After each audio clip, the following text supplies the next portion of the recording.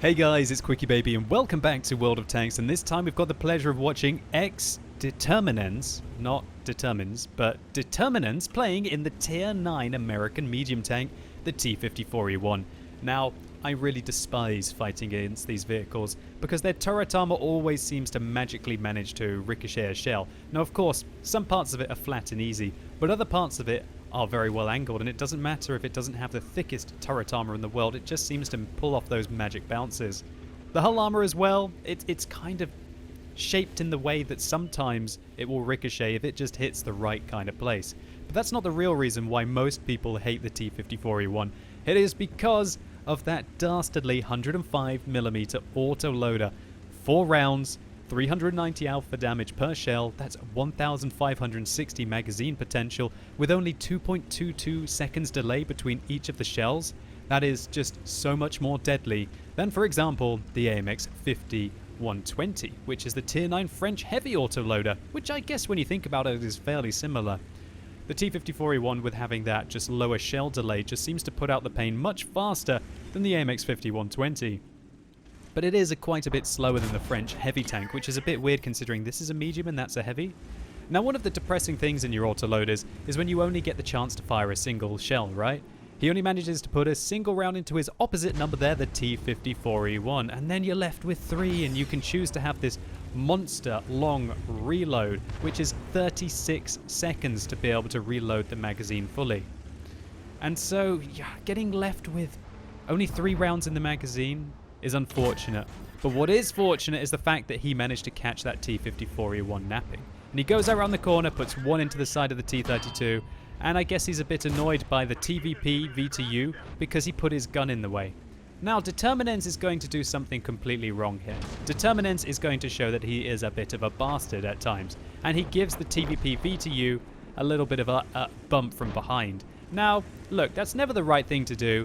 The TVP-V2U, fair enough, he put his gun in the way, buddy, but there was no need to do that to him. But, bear with me, this replay isn't just about this, it's about what is later on, that Determinens is going to show that, fair enough, maybe you can make a mistake and do something stupid like that. But later on, just wait for it, we're going to see some really good stuff. So he puts 2 into the T32, and then he tries to shoot the top cupola of the Super Pershing. And bit of a spoiler, I've got a video coming up later today where I talk about exactly the same thing. And that is that if you'd watch my full Super Pershing review, you'll know that when you're facing the tank, the left cupola is actually a hitbox, but the right cupola is not fully modeled. So Determinens kind of berated the TVP-V2U there. He blocked him, but he didn't block him into the line of fire. It was basically to tell him like, hey dude, I'm here. I guess he feels like he's more entitled to this location than the medium tank. And, well, I can understand that kind of a position is really, really awkward for tanks without gun depression. Something that the T54E1 definitely does have. It has 8 degrees of gun depression, which does make it very nice along the ridgeline. But I'm in no way defending what Determinens did there. But he seems to be making up for it just a little bit with the pure destruction that he put out with that magazine. And that is what's great about this vehicle.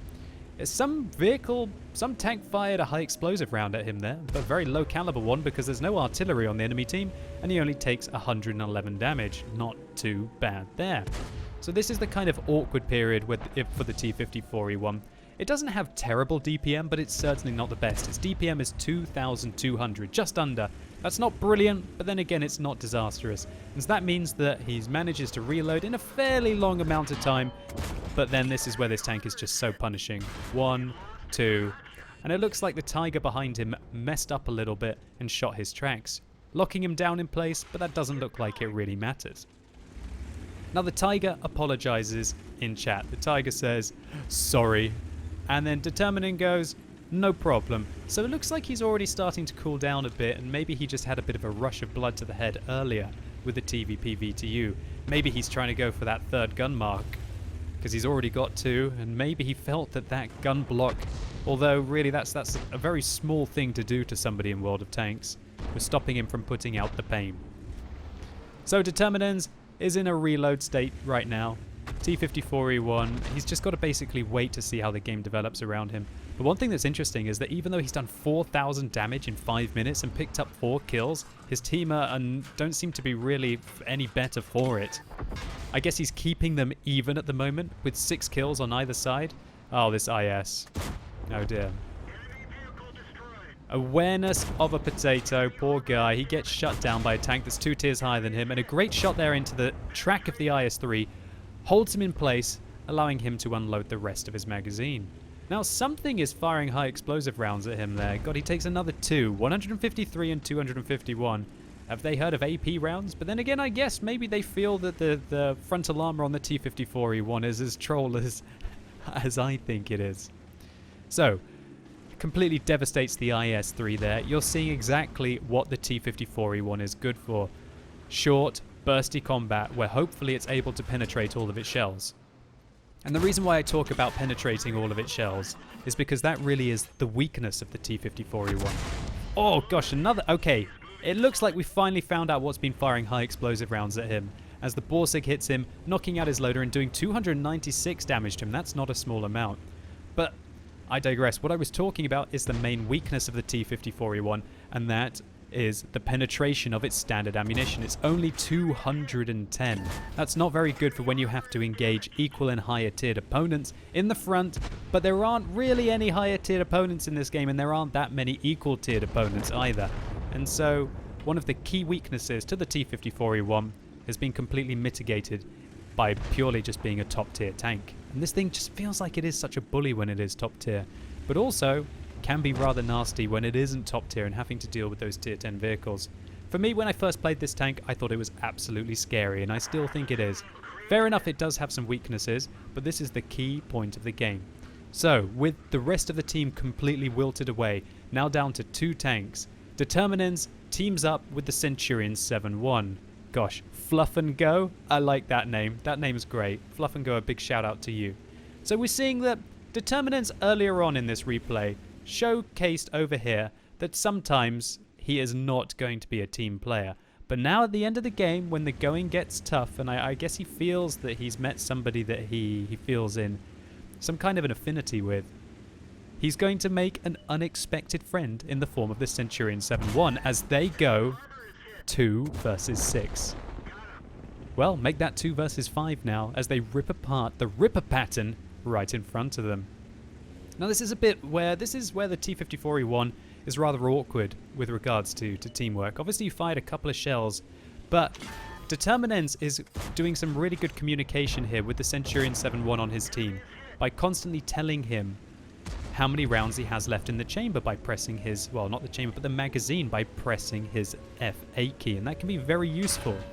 And this is a good example of just candid communication and candid teamwork at the end of the game that can be brought about by these dynamic platoons, a feature which unfortunately I have to turn off myself because otherwise everyone invites me to a platoon, which does get a little bit annoying at the end.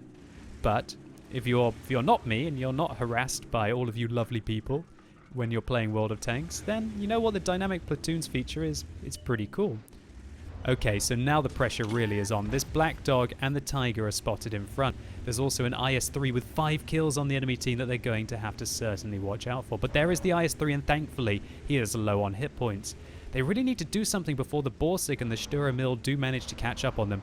But hopefully they can isolate these 3 players and then be able to take out the 2 lightly armored German tank destroyers later on in the game. And talk about isolating players, Fluff and Go puts a good shot into the IS-3, and then Determinens turns his tank around and puts one into the Black Dog. That means now that M41 is not very healthy, down to a 1-shot, and this Tiger makes a disastrous play. And this is where I guess the Tiger didn't even realize that this vehicle either has an autoloader or that it might have another one in the magazine. Do you see how he stopped going backwards and turned his tank around? Oh gosh, the Borsig fires a round in. Not quite sure if that hits, but that means that Fluff and Go is now down to 449 hit points. That's enough to take a hit from the Black Dog, but that's not enough to take a hit from the Borsig. Fluff and Go secures a kill on the M4190, but unfortunately for him, the Borsig finally puts a round in. Maybe he's loading AP now rather than high explosive rounds. But that was 10 kills between Determinens and Fluff and Go. They put themselves right back into the game here. 8,000 damage done, but Determinens is a one-shot for this Borsig. The Borsig is still on 294 hit points, so that means he is also a one-shot, so it is literally sudden death here. Luckily, it's an encounter. Encounter takes a long time to be able to cap, and Determinens has a full magazine ready, so he should be able to take out the Borsig and then be able to put pressure on the Sturemil as well. But it is touch and go stuff here as he comes around the corner. Where is the Borsig? The Borsig isn't there. Where could he possibly be? Has he fallen back all the way? Will he be round the corner on the left? This is where your quick reactions at the end of the game are literally the difference between winning and losing. And when you think about it, Determinens right now... Oh gosh, he catches the Borsig. Unaware Borsig facing the other way. Absolute disaster there. I can see what the Borsig was thinking. What the Borsig was planning right now is he thought Determinens would go round to try and go up here to try and sneak a shot down on the Sturemil. Luckily, Determinens went the other way. He went right instead of left, and so that means he secures a kill on the Tier 8 German tank destroyer, and all he has to do now is deal with the Sturemil. Now, there aren't many Tier 7 tanks in the game that do have such a large caliber gun as the Sturemil. If he's using the top gun, he has the capabilities of a Ferdinand, at least with regards to alpha damage. 419, a decent amount of penetration. So that means that Determinens has to avoid the shell and hopefully put in each of these 3 shells. As the Sturemil is full health, there's 1. There's 2. Can he put the 3rd in quickly? Yes! Great result there. 9 kills, 9,000 damage, and that picks up his candid platoon of unexpected friends, the Crucial Contribution Medal. While this replay certainly had it all, Determinens went from being the player that you certainly do not want to have on your team to showcasing some good sportsmanship with the Tiger, and then some candid, awesome teamwork at the end of the game with Fluff and Go to take down a heroic victory. So what a result here for Determinens. He managed to pick up the Crucial Contribution Medal with his buddy Fluff and Go the Centurion 7-1, the Radley Walters Medal for the 9 kills that he secured for himself personally, the High Caliber Medal for 9,281 damage done. That is a fantastic result for any Tier 9 vehicle, as well as the Defender Medal for dealing with the Sturemil at the end of the game, and also, wow, a Steel Wall Medal in a medium tank. But then again, I guess in this kind of a matchup, that's not that crazy, especially with the amount of high explosive rounds that hit his tank. But that T54E1, some parts of its armor are just so well angled, it trolls me all the time. So xdeterminens, congratulations to you on this mammoth result, and thank you so much for uploading this on the replays.QuickyBaby.com website, and also for seemingly changing your ways from being probably one of the most hated teammates to probably one of the most revered at the end of the game. And hopefully you guys enjoyed this video. If you did, please consider giving it a like down below. It really helps the channel out, and click through up here or use that more info icon in the top right hand corner of your screen to go through to my full review on the T54E1. And let me know in the comments down below what you guys think about the Tier 9 American autoloader. And also, just a heads up, this won't be the only World of Tanks video that I release on this channel today. Stay tuned for a brand new, never before seen premium tank. And as always, thank you so much for watching. You've been epic, and hopefully I'll see you soon.